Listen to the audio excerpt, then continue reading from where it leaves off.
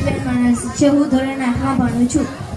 આજે હું તમને સરદાર વલ્લભભાઈ પટેલ વિશે કહીશ. સરદાર વલ્લભભાઈ પટેલ, જેમને ભારતના લોખંડી પુરુષ તરીકે ઓળખવામાં આવે છે, તેઓ સ્વતંત્ર ભારતના અગ્રણી નેતા હતા. સ્વાતંત્ર્ય સેનાના અને પ્રથમ ગૃહમંત્રી હતા. તેઓ આઝાદીની એકીકરણમાં તેમનો ફાળો અતુલનીય છે. જન્મ 31 ઓક્ટોબર 1875ના રોજ ગુજરાતના નડિયાદમાં થયો હતો. તેમનું વતન કરમસદ હતું. અભ્યાસ: તેમને વકીલાતનો અભ્યાસ કર્યો અને બેરિસ્ટર બનવા માટે લંડન ગયા. પરત આવીને તેઓ અમદાવાદમાં સફળ વકીલાતની શરૂઆત કરી.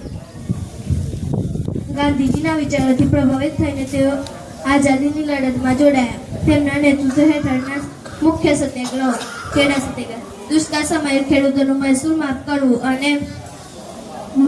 કરવા માટે સફળ લડત આપી હતી. બારડોલી સત્યાગ્રહ, ખેડૂતો પર લાગવામાં આવેલ અન્યાય અને કર વિરુદ્ધ તેમણે આંદોલન કર્યું. આ આંદોલન સફળતા બાદ બારડોલીની મહિલાઓએ તેમને સરદારનું બિરુદ આપ્યું હતું.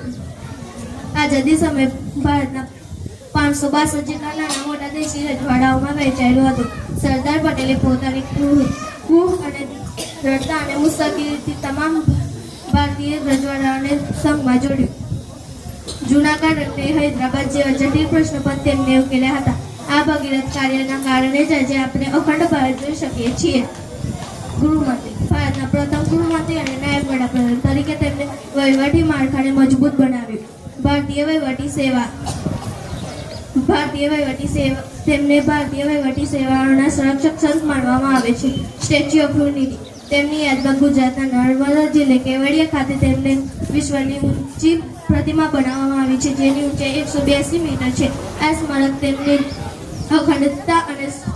અખંડતાનું છે. સરદાર વલ્લભભાઈ પટેલ: આપનું કર્તવ્ય છે કે આપણે આઝાદીની રક્ષા કરી અને રાષ્ટ્રને મજબૂત બનાવ્યું. સરદાર પટેલ. જય હિન્દ, જય ભારત.